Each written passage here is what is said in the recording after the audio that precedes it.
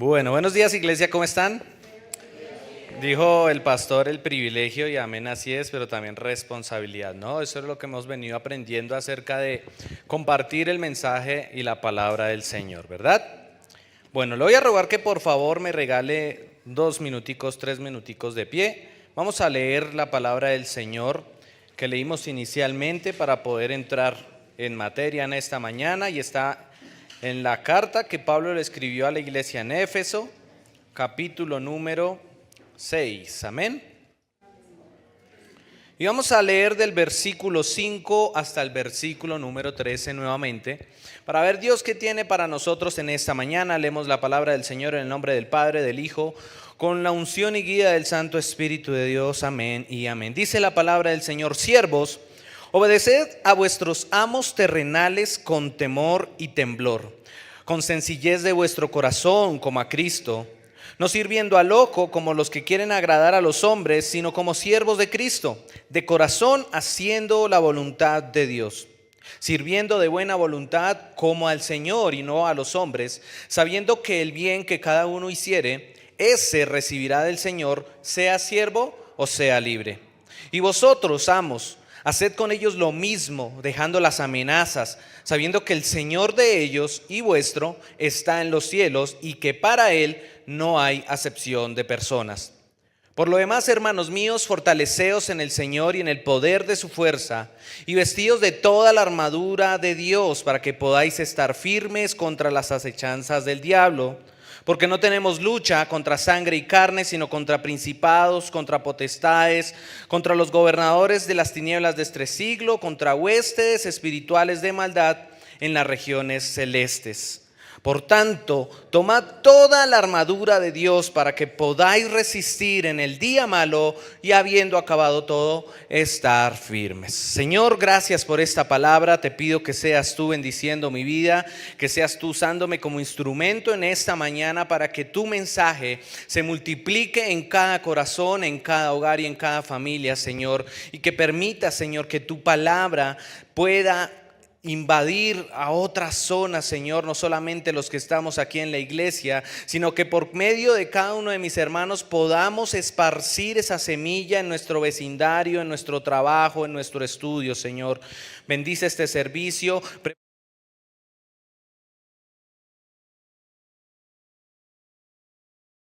Diciendo, Padre, cada uno de ellos, Señor, prepara la tierra, Señor, para que dé fruto a su tiempo, Señor. Te damos gracias, amén y amén.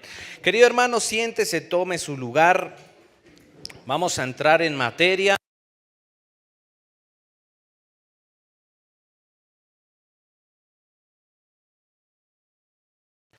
El día de hoy, con lo que acabamos de leer nosotros en la carta que escribió Pablo, ¿verdad?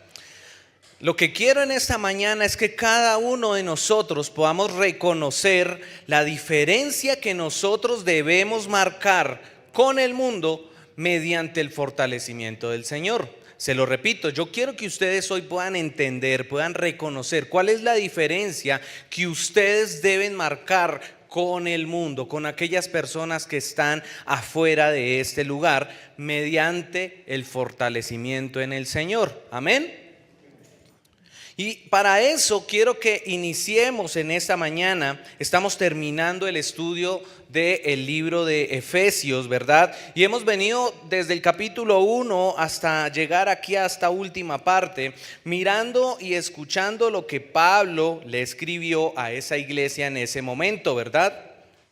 Pablo expresa lo que su carta quiere que la iglesia en Éfeso tenga por objetivo. ¿Sí sabían eso? Y vamos a devolvernos un poquito al capítulo número 1, por favor, y vamos a ver qué es lo que está diciendo esta carta. Si ustedes se dan cuenta, al inicio Pablo envía los saludos, ¿verdad? Y ora por la iglesia en Éfeso. Eso lo vemos del versículo 3 hasta el versículo 14. Vemos que Pablo está todo el tiempo en constante oración y súplica a Dios por todos ellos. Y hay algo muy bonito que nosotros debemos entender que fue lo que hizo Pablo, y es que en el versículo 16 dice: no ceso de dar gracias por vosotros, ¿sí? ¿Y eso lo hacen qué? En oración, dice, haciendo memoria de vosotros en mis oraciones. Nosotros oramos por nuestra iglesia, queridos hermanos. Debemos ejercitar eso también, ¿verdad? Ese tipo de disciplinas debemos empezar nosotros a traer a memoria a nuestra iglesia, como hacíamos ahorita antes de iniciar la palabra, ¿verdad? Y en el versículo 17 Pablo les da y les dice cuál es el objetivo que él tiene y por qué les está escribiendo esta carta. Dice el versículo 17, para que el Dios de nuestro Señor Jesucristo, el Padre de gloria, os dé ¿qué? ¿Y de qué más? En el conocimiento de quién, de Él. ¿Y Él es quién? Dios, ¿verdad? Alumbrando los ojos de vuestro entendimiento, para que sepáis cuál es la esperanza a que Él os ha llamado y cuáles son las riquezas de la gloria de su herencia en los santos. Vemos que aquí Pablo le entrega a la iglesia en Éfeso con estos dos versículos cuál es el objetivo que él tiene con ellos. Y ahí hay unas palabras que subrayé y que espero que usted las subraye allí, y es que él quiere que Dios les dé espíritu de sabiduría y espíritu de revelación. ¿En qué? En el conocimiento de Él. Tal vez nosotros hay veces ignoramos eso y pedimos, Señor, dame sabiduría, dame inteligencia, dame ciencia, Señor. Y se nos olvida que lo que debemos pedirlo quedó a medias, porque todo tiene que ser en el conocimiento de ¿quién? De Dios. Amén. Ese es lo que estaba pidiendo Pablo en oración por ellos. Y cuando Pablo pide porque Dios les dé espíritu de sabiduría y de conocimiento, eso genera algo en ellos, y es que dice alumbrando los ojos, se les quita la venda que tal vez en ese momento les enceguece y que tal vez a ustedes y a mí nos ocurre en ocasiones, ¿verdad? Que vemos todo con los ojos físicos, vemos todo con los ojos que de pronto vemos así a lo material, lo que palpamos, pero no estamos viendo a través del Señor. Y dice alumbrando los ojos de vuestro entendimiento, y aquí es algo muy clave, y es que ustedes, dice la palabra, sepáis cuál es la esperanza a que Él os ha llamado. Pablo les está diciendo, yo no los llamé, yo no fui quien de pronto él pudo hacer el proceso de conversión y el proceso de discipulado con la iglesia en Éfeso. Pero ¿quién fue el que llamó a esa persona? Jesús, no Pablo, ¿verdad? Entonces Él fue el que hizo ese llamado. ¿Alguno de ustedes aquí lo llamó el pastor y le dijo venga el día de hoy? No, ¿verdad? Porque ¿quién fue el que hizo ese llamado? El Señor, ¿verdad? Y con eso, cuando ustedes sepan quiénes fueron, quién es el que los ha llamado, podamos nosotros conocer y entender cuáles son las riquezas de la gloria en la herencia, ¿verdad? Si nosotros recordamos, nosotros dice que somos copartícipes, que somos coherederos de la gracia del Señor. Nosotros, por medio de Jesucristo, en la muerte y resurrección que Él hizo, fuimos llamados hijos de Dios. Si ustedes recuerdan lo que dicen los evangelios, cuando Jesús hablaba y decía que Él era el Hijo de Dios, ¿qué le pasaba a los fariseos y a los escribas? Se molestaban. ¿Quién es este para decir que es hijo de Dios? ¿Verdad? Porque ellos tenían allá el Dios apenas de la ley, ese Dios allá, mejor dicho, recto, y es de aquí a aquí y ya. Y el Señor Jesús, cuando empezó a hablar, cuando empezó a predicar, empezó a contrastar lo que la palabra y lo que los escribas querían decir según el entendimiento de ellos, pero era un entendimiento carnal, porque ellos no tenían una visión de Dios. Ellos literalmente lo que hacían era, mediante hipocresía, hacer que el resto viera lo que hicieran. No sé si recuerdan que los escribas siempre y salían en la sinagoga y para orar salían gritando. Es como si nos paramos allá en la puerta y empezamos a orar a voces y a gritar y eso. Pero eso lo hacían ¿con qué fin? ¿Con el fin de qué? Los vieran, ¿cierto? Como que, uy, no, es que vea, ya está ese fariseo, está mejor dicho agarrado a Dios. Y con eso ellos cogían esa autoridad del resto del pueblo. Porque el pueblo no tenía comunión con Dios. El pueblo no tenía ese acercamiento que ustedes y yo podemos tener el día de hoy. Entonces ellos legalizaban mediante ese tipo de hipocresía, mediante ese tipo de acciones, hacían que el pueblo se sujetara a ellos, a la ley del Señor. Y si ustedes saben, en ese momento, ¿quién estaba a cargo en temas geográficos? ¿Quién estaba a cargo de Jerusalén? Roma, ¿verdad? Porque ya estaba el ejército romano, ¿verdad? Y les dijo, ok, yo voy a gobernarlos, ustedes pues pueden continuar con sus leyes, con sus costumbres, ¿verdad? Y hubo una como asociación que hicieron los romanos con los fariseos y los escribas, ¿verdad? Entonces, para el romano, pues si usted trabajaba un sábado, ¿era problema o no? No, pero para los fariseos ¿era o no era problema? Sí, era problema. Entonces los fariseos iban y acusaban a ellos con los romanos, y los romanos así, claro, y los encarcelaban, les cobraban multas, etcétera, ¿sí? Entonces, era lo que estaban acostumbrados a vivir antes de Cristo, ¿verdad? Eran personas que no tenían una relación con Dios. Eran personas que no entendían qué era lo que estaban viendo. Ellos estaban todavía enceguecidos. Y por eso Pablo le pide a la iglesia en Éfeso que en oraciones le pide al Señor que les dé espíritu de sabiduría y revelación en el conocimiento de Él. Y con eso se quitan esa venda. Y luego de eso, nosotros encontramos que nosotros tenemos una nueva vida en Cristo. ¿Cuántos tienen esa nueva vida en Cristo? Amén.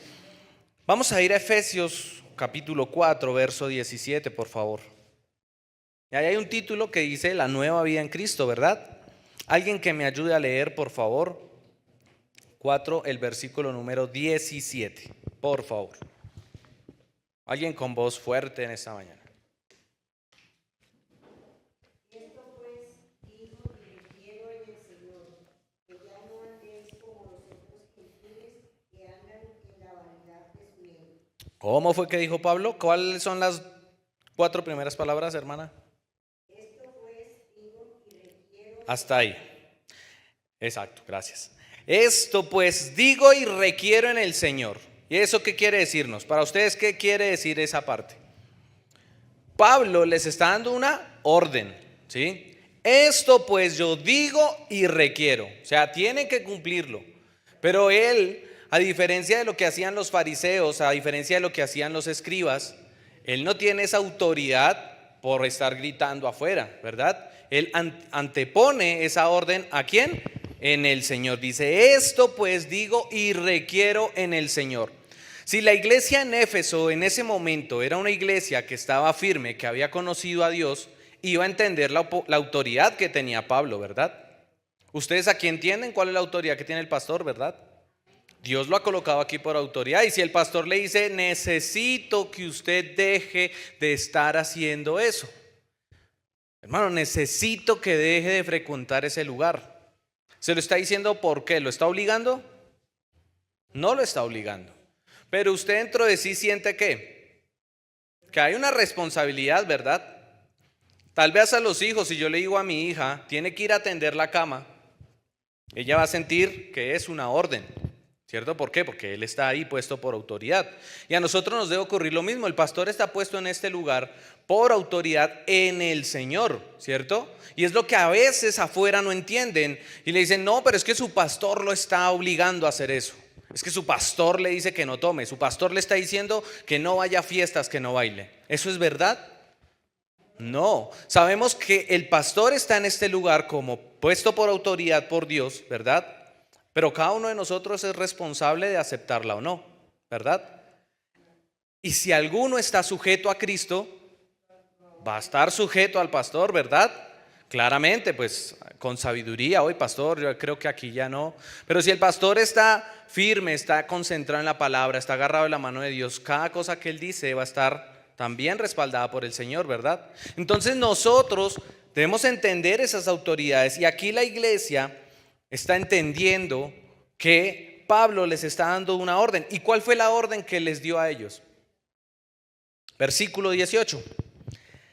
Teniendo el entendimiento entenebrecido, ¿cierto? No, discúlpenme, el versículo 17, perdón. Después de que dice esto pues digo y requiero en el Señor, el verso 17 les dice que ya no andéis como los que, Como los otros gentiles. ¿Quiénes eran los otros gentiles? Los que vivían en Éfeso, ¿verdad? Entonces sabemos, ya conocimos y entendemos que la iglesia en ese momento está formada por gentiles y judíos, ¿verdad? Ya entendimos, ya aprendimos que Pablo les dijo, ojo con esas divisiones, aquí dentro de la iglesia, el gentil y el judío es hijo de Dios, ¿cierto? Borró eso. Pero él está diciendo pilas con ir a hacer lo que están haciendo los demás gentiles. Recordemos que Éfeso es un centro político importante, es un centro económico a nivel mundial en ese momento.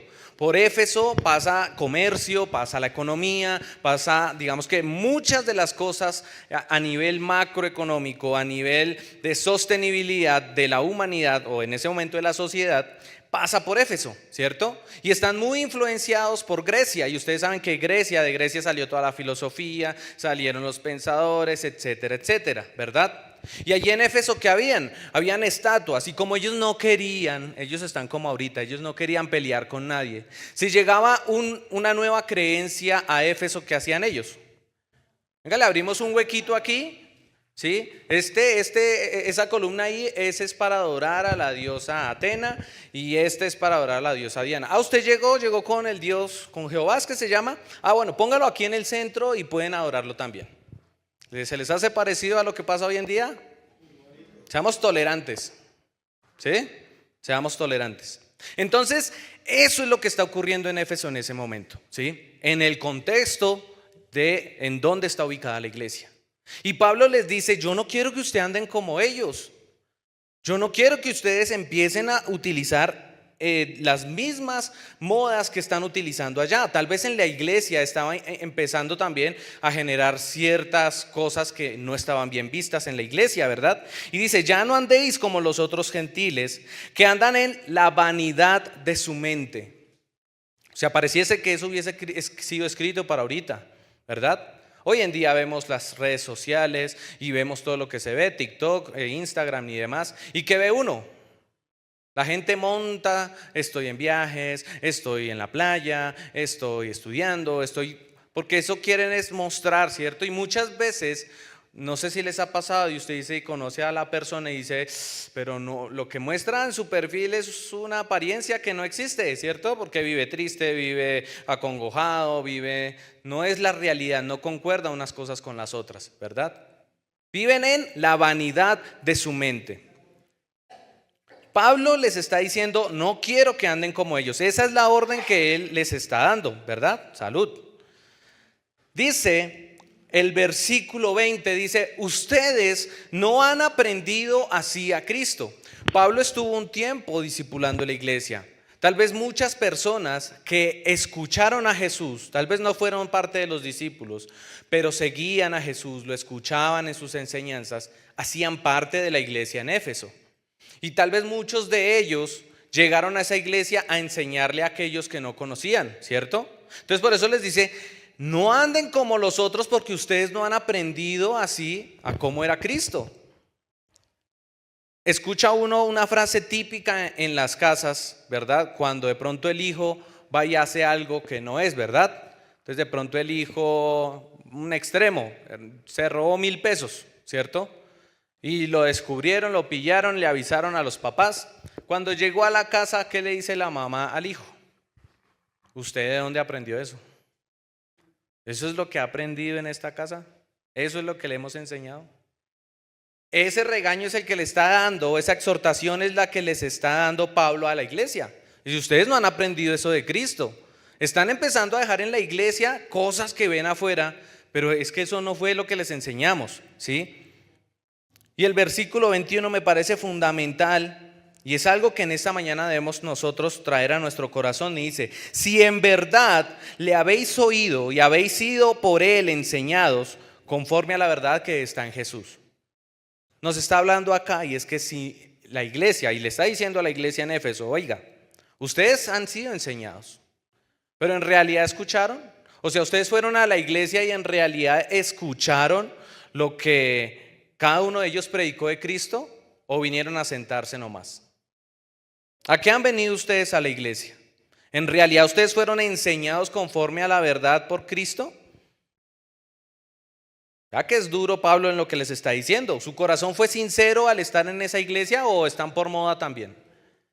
Y el versículo 22 empieza a decirles, si ustedes en realidad fueron sinceros, han aprovechado el tiempo en el que han estado ahí en la iglesia, han aprovechado y han escuchado todo lo que los pastores, los líderes les han dicho allí acerca de Cristo, pues hay algo muy importante y son dos acciones que se deben realizar, ¿verdad? La primera acción la describe el versículo 22 y es que deben despojarse del viejo hombre. Y hay veces eso cuesta, hay veces eso es difícil. Es que yo antes de conocer a Cristo, yo tenía esta rutina. Yo los viernes me iba a tomar con mis amigos, 5 cervezas y ya me iba para la casa, ¿cierto? Pero a medida que usted ha venido siendo transformado, usted a medida que ha venido siendo moldeado por el Señor, está entendiendo otras cosas. ¿Y qué va a pasar con los amigos cuando usted deje de ir? Ah, bueno, se fue. ¿Qué van a hacer ellos? Ay, venga, se toma una sola, tranquilo. Es más, yo le pido gaseosa, ¿sí? Ah, es que ya lo cambiaron. O puede pasar en la misma familia. No sé, ahora sí se perdió, fue a ir a dejarle el diezmo al pastor allá. ¿Que no viene acá y nos gasta algo? Eso no son los comentarios que hace la familia, los amigos, el círculo cercano. Debemos despojarnos del viejo hombre. Aquí Pablo les está diciendo a ellos, despójense de ese viejo hombre. En cuanto a la pasada manera de vivir, despojados del viejo hombre, que está ¿qué? Viciado, ¿cierto? ¿Cuántos tienen hijos acá? Levanten las manos. Casi la mayoría, ¿listos? ¿Qué pasa si a usted llega la vecina y le dice que su hijo es un vicioso? ¿Cómo se siente usted? Duro, ¿no? O sea, que le digan es que su hijo es un vicioso. Pues déjeme decirle que cada uno de ustedes era un vicioso antes de conocer a Cristo. Porque estaba enviciado ¿a qué? Estaba enviciado a vivir conforme a los deseos engañosos. Fíjense que Pablo les está diciendo, esos deseos es pasajero, ¿cierto? Si yo veo una persona triste, poniendo el ejemplo, que Dios nos guarde, ¿no? Esta mujer que está pasando, y oramos ahorita antes de la palabra, que está viendo esta situación tan terrible con la familia. Yo le digo, no, vámonos para Cartagena, yo le pago todo, nos vamos para la playa. ¿Ya es feliz? ¿No, cierto? No va a ser feliz porque tiene un problema de raíz. Si una persona vive en depresión y yo le pago un viaje al mar, puede que allá se goce, puede que allá usted la vea, uff, ¿cierto? Y muchos casos han sucedido que llegan acá y se suicidan. ¿Pero por qué si yo lo vi que estaba bien? Si él sonreía, hacía chistes y demás. Y es porque todo eso que tal vez el mundo nos vende como la felicidad, ten todo el dinero del mundo, viaja, ten la última ropa, la última colección de tenis, joyas y demás. Y para el mundo eso es felicidad, ¿cierto? Y ojo porque la están cambiando ahora, ¿no? Ya ahora el mundo es, vive como quieras, sé tú mismo, ¿cierto? Y ese es el mensaje para la felicidad. Esos son deseos engañosos y es lo que le está diciendo Pablo a ellos. Entonces la primera acción, ¿cuál es? Despojarse del viejo hombre, ¿cierto? Y el versículo 3 nos habla de la segunda y dice, y renovaos en el espíritu de vuestra mente. Aquí la palabra escrita por Pablo, inspirada por Dios, está usando una figura retórica, una figura literaria, ¿verdad? Porque aquí lo que él nos está diciendo como tal no es que voy a ir allá y me pongo, no sé, un electrochoque y ¡pum! Me borro toda la mente, ¿sí? Y ya quedó limpia, quedó reseteada la mente. Ahora sí puedo empezar a meterle todo lo de Dios. No, ¿verdad? Cuando Pablo escribe y le dice que se renueve en el espíritu de vuestra mente, es lo que dice por allá Corintios, si no estoy mal, que dice que llevad cautivo todo pensamiento ¿a qué? A la obediencia ¿a quién? A Cristo. Eso cuesta, ¿sí? Y hay veces yo lucho con eso. Porque tal vez uno en la mente le llegan pensamientos, le llegan cosas que uno dice, uy, no, no, no, no, ¿cierto? Tal vez pudo pasar una chica así y uno, y no, no, señor, ¿sí? Le puede ocurrir. Pero ¿qué pasa? Nosotros tenemos que llevar todos los pensamientos, ¿qué? Cautivos, dice, cautivos a la obediencia a Cristo. Yo tengo que ser responsable de eso. Cuando yo me despojo del viejo hombre, empiezo a renovarme en el espíritu de la mente, ¿sí? Y ese espíritu no hace referencia al Espíritu Santo, ¿vale? Ese espíritu está hablando a que nosotros tenemos una mente física, ¿sí? Si lo vemos a nivel neuronal y eso. Pero lo que nos está diciendo es lo que usted ha hablado con usted mismo. ¿Sí escucha una vocecita con su voz tal vez? Sé que voy a hacer de almuerzo ahorita. Ay, sí, ya apagué la estufa. Esa es la mente, ¿no? Y habla uno yo con yo, ¿cierto? Allí es donde empieza a actuar, donde nuestra mente debe renovarse. Dios nos ha dado una conciencia. Dios nos ha dado esa herramienta para saber qué es lo bueno y lo malo. Pero si usted no se ha capacitado, si usted se ha alejado de Dios, su conciencia se va a empezar ¿a qué? A torcer, ¿cierto? De ahí la importancia que nosotros seamos genuinos y sinceros a la hora de estar en este lugar. Entonces, renovaos en el espíritu de la mente. La acción número 1. La acción número 2. Renovaos en el espíritu de la mente, ¿verdad? Y eso nos va a entregar y nos va a dar un resultado, ¿cierto? Segunda ley de Newton.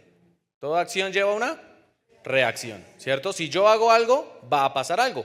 Si yo aplico la acción 1 y le sumo la acción 2, como consecuencia nosotros seremos vestidos ¿de qué? Del nuevo hombre. Versículo 24, ¿sí? Y vestidos del nuevo hombre, creados según Dios en la justicia y santidad de la verdad. Es lo mismo que el Señor le decía a, se me fue el nombre, Nicodemo, que el hombre debe nacer de nuevo, ¿cierto? Pero no se le decía literal. Así mismo es lo que nos está hablando Pablo. Como consecuencia vamos a ser vestidos del nuevo hombre. ¿Y cómo nace ese nuevo hombre? Es creado según Dios. Dice ahí el 24, creado según Dios en la justicia y la ¿qué? ¿Qué palabra más importante? La santidad de la verdad, ¿cierto? Hasta ahí, ¿cómo vamos? ¿Bien? Ahí estamos haciendo una recapitulación para llegar a la palabra de hoy, el resumen.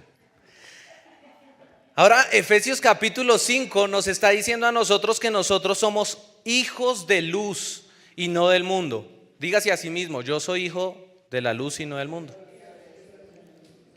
Y el versículo número 1 y el versículo número 2 nos dice, sed pues imitadores de Dios como hijos ¿qué? Amados, y andad en amor como también Cristo nos amó y se entregó a sí mismo por nosotros, ofrenda y sacrificio a Dios ¿en qué? Tengamos en cuenta que Dios ha creado todo un plan para la humanidad basado en el amor por medio de Jesucristo. Dios creó un plan incluso desde antes de crear el mundo. Y el pastor nos decía en la mañana algo importante. Y es que la palabra de Dios tiene ¿qué? Poder, ¿cierto? Mi hija me preguntaba, papá, ¿y Dios cómo hizo la tierra? ¿Y ustedes qué le responden? ¿Por su qué? Por su palabra. Y dijo Dios. ¿Y qué dice después? Y fue hecho. Y dijo Dios, y fue hecho. Y por la palabra de Dios fue hecho, ¿sí? Toda la creación ustedes ven que la hizo así. Pero nos decía el pastor esta mañana, y dijo Dios que se haga el hombre y apareció el hombre. Dijo Dios, hagamos al hombre. ¿Y qué hizo? Lo hizo.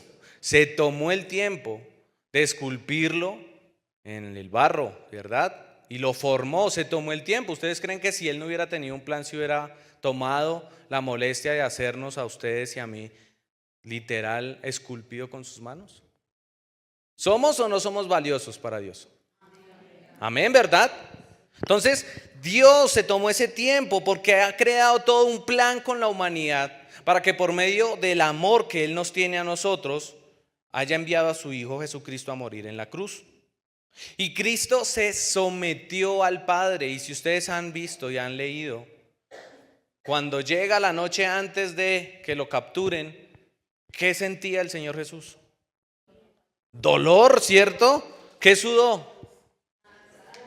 Oiga, o sea, impresionante el nivel, de pronto lo podríamos decir ahorita, de estrés, o cómo se sentía él, porque él sabía lo que se le venía, ¿cierto?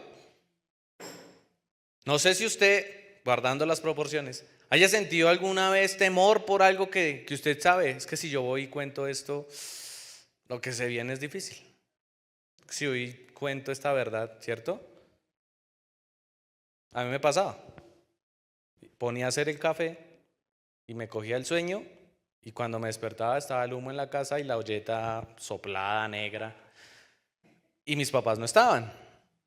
Y yo cogía la olleta, la cambiaba hacia un café nuevo por allá y escondía la olleta. ¿Y qué hago cuando mi mamá pregunte? Me van a dar duro, ¿sí? Sabía yo que enfrentaba unas consecuencias, ¿verdad? Pero imagínense el amor que Cristo demostró, no solo al Padre, sino a nosotros, al someterse, que no se haga mi voluntad, sino que se haga la tuya. ¿No le parece grande el amor que Cristo nos tuvo por cada uno de ustedes? Pablo nos afirma a nosotros que Cristo nos amó y se entregó a sí mismo por cada uno de nosotros, porque hay un plan con usted, hay un plan con Alex, hay un plan con Nicolás, con Rosa, hay un plan con César, hay un plan con Luli. Con cada uno de ustedes hay un plan. ¿Sí lo sabía? ¿Sí entiende que hay un plan?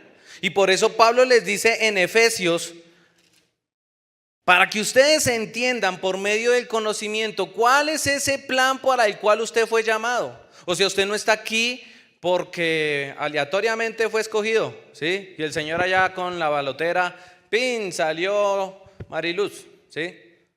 Y la elegimos, listo, vaya para acá. No, es porque Él tiene un plan con cada uno de ustedes. Es porque Él ha creado algo perfecto para que usted lo cumpla. Podrá tener 2 años, podrá tener 99, pero Dios le hizo un plan, no está de relleno. Amén. Y ahora sí vamos a entrar en la palabra. En esta parte que acabamos de leer en Efesios 6, Pablo nos muestra 3 grupos. 3 grupos. La iglesia, el matrimonio, y vamos a llamarlo las relaciones laborales. Sin embargo, en el contexto de Pablo, pues sabemos que era esclavitud, ¿no? Pero iglesia, matrimonio y relaciones laborales.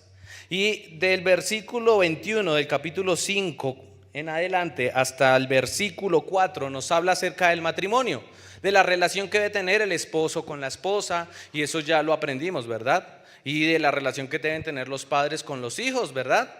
Eso ya lo vimos, ya lo estudiamos. Si no, ahí está en YouTube, puede buscar y replicar esa parte de la prédica. Y asimismo, cuando Pablo habla del matrimonio, dice que ese matrimonio debe ser como ¿qué? Como la iglesia, ¿cierto? Donde la cabeza es Cristo, ¿verdad? Y la iglesia debe someterse ¿a quién? A Cristo, ¿cierto? Y el tercer grupo, que es el que nos está llamando acá, dice: siervos, obedeced a vuestros amos terrenales con temor y temblor, con sencillez de vuestro corazón, como a Cristo. Nos está hablando en los 3 grupos de sometimiento. Sometimiento. Ojo con esa palabra, ¿cierto? Pues yo le digo a la mujer, sométase al varón. Usted ya entiende, ya sabe. No es el sometimiento que escucha uno en el mundo, ¿verdad? Está oprimido, despichado y pisoteado. No, eso no es someterse, ¿cierto? Por eso Pablo les dice aquí: siervos, ustedes tienen que sujetarse a su amo. Empleados, ustedes tienen que someterse ¿a quién? A su jefe, ¿cierto? Y tienen que hacer las cosas como para Dios. O sea, con un corazón sincero. Con un corazón sincero. Nada de hipocresías como hacían los fariseos a las afueras de las sinagogas. Tienen que ser sinceros, ¿verdad? Y al final de eso, en el versículo 8 dice, sabiendo que el bien que cada uno hace, eso recibirá ¿de quién? Del Señor. O sea, hay una recompensa. Primer palabra, sometimiento. ¿Debemos someternos a nuestros pastores? ¿Esposas deben someterse a sus esposos? ¿Esposos deben someterse a sus esposas? Amén, ¿cierto? Y pues someterse, ya entendemos la relación de hombre y mujer, ¿no? Cada uno tiene su rol y demás, pero pues el hombre no es una rueda suelta que anda por ahí por el mundo, no. También la mujer tiene una autoridad en el hogar y es puesta allí como ayuda idónea, ¿verdad? Y tercero, ¿debemos someternos a nuestras autoridades en el trabajo? Tal cual. Pero es que el jefe no conoce de Dios. Sométase. Clame a Dios por él. ¿Cierto? Y que cada cosa que él lo ponga a hacer, no la está haciendo usted para su jefe. La está haciendo usted para Dios. Porque con su actuar está dando testimonio a aquellos que no conocen de Dios. Oiga, ese jefe como lo trata de mal, pero es que de verdad, y él sigue de bobo haciendo las cosas bien. No, señor, es que usted no las está haciendo para esa persona. ¿Las está haciendo para quién? Para Dios. Amén. Esos son los tres factores diferenciales que debemos tener nosotros aquí en la iglesia respecto al mundo. Debemos someternos, debemos ser sinceros de corazón y Dios nos va a dar una recompensa. Y en el versículo 1, en el capítulo 1 que leímos, Pablo nos habla de una recompensa celestial. Dice que recibiremos las riquezas de gloria por ser herederos de Dios. Pero esas recompensas no es la misma que nos está hablando en el capítulo 6, porque dice, sabiendo que el bien que cada uno hiciere, eso recibirá del Señor, sea siervo o sea libre. O sea, aquí terrenalmente también va a haber una recompensa. Amén. Pero usted y yo estamos haciendo las cosas por la recompensa. No, si la empezamos a hacer por la recompensa, ya no hay corazón sincero. O sea, estamos perdidos. Amén. Esa es la coherencia que tiene el mensaje cuando comparamos Efesios capítulo 1, Efesios capítulo 4 y Efesios capítulo 6, cuando nos habla acerca de la sinceridad y el sometimiento que debemos tener. Amén. Pablo concluye, y ya estoy terminando, su carta expresando que debemos fortalecernos en el Señor y en el poder de su fuerza. Ustedes y yo sabemos que tenemos aflicción igual que los de afuera. Por llegar a este lugar como iglesia no vamos a estar en una bolita de cristal que no nos va a pasar nada. Al contrario, nos van a pasar más cosas. Pero Pablo les dice, ustedes deben fortalecerse en el Señor. Amén. Porque nosotros debemos luchar a diario con dos enemigos. ¿Sí saben cuáles son? El diablo, ¿cierto? ¿Y cuál es el otro? Hágase así. Pues es que ese es su otro enemigo, ¿sí sabía? Ese es su otro enemigo. Usted mismo es su enemigo. Su carne es su enemigo. Porque ¿qué quiere hacer su carne? En ocasiones todo se lo atribuimos al diablo. Pastor, el diablo me empujó a esa cantina, yo de verdad no quería, pero me empujó. ¿Lo empujó en realidad? ¿Pasó eso? Ah, fuiste débil, ¿cierto? Y hay veces todo se lo atribuimos al diablo cuando en realidad es nuestra responsabilidad. Y es que nosotros, para ganarle a la carne, debemos crecer ¿qué? El espíritu, ¿verdad?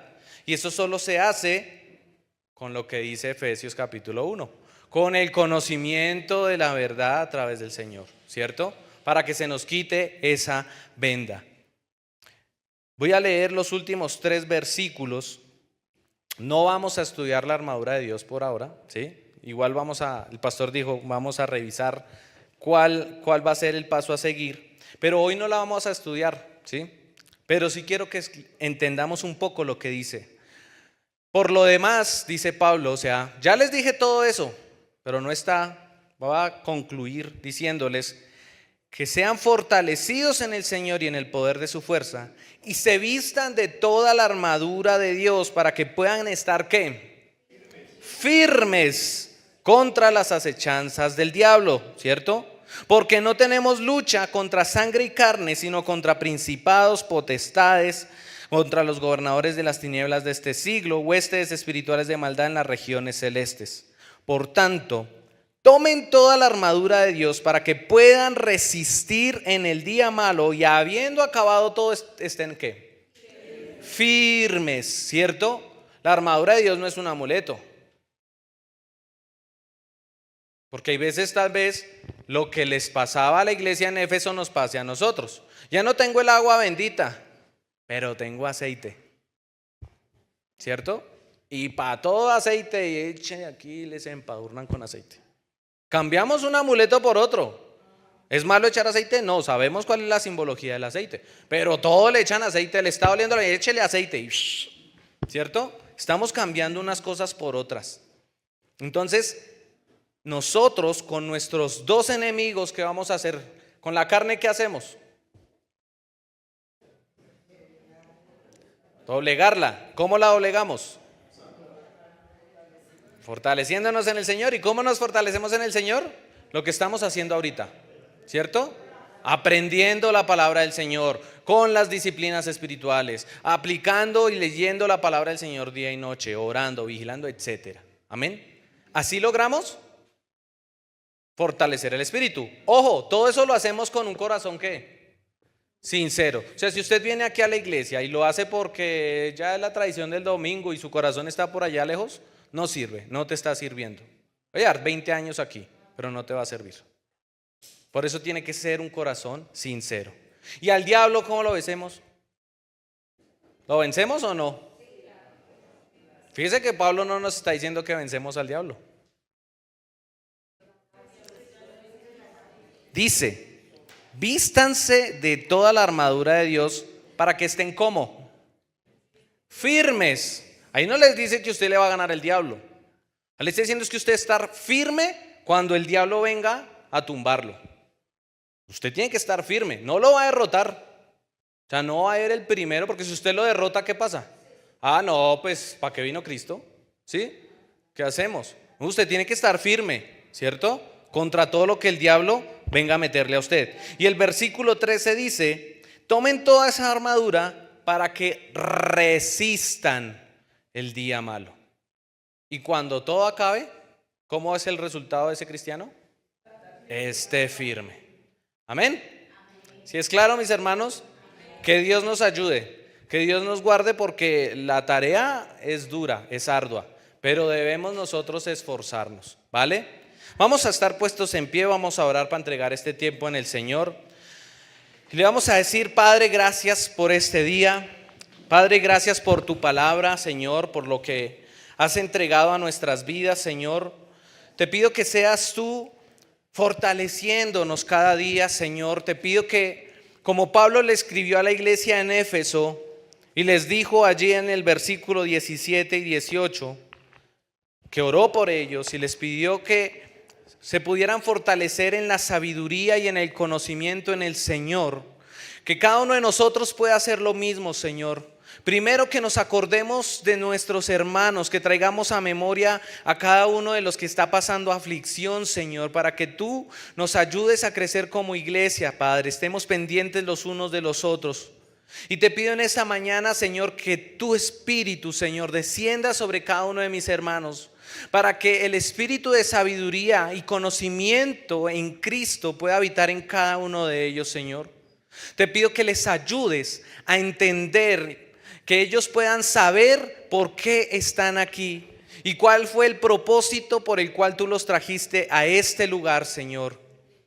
Y con eso, Señor, puedan ellos ser copartícipes y coherederos de las riquezas de gloria, Señor.